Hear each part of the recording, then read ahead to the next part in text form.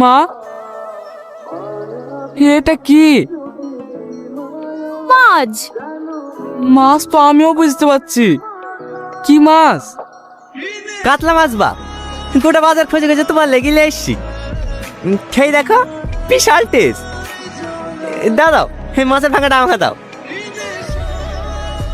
আহা, এই ডালে কাতলা মাছ, মাছের টেস্টই আলাদা।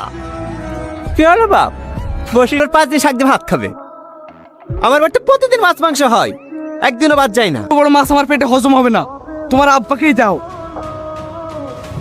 জামাই, পেট ভরাই আছে, দাও মাছটা আমাকে দাও। কি হলো, দাও। থাক, তোমাকে আর দিতে হবে না, আমি লিখেছি।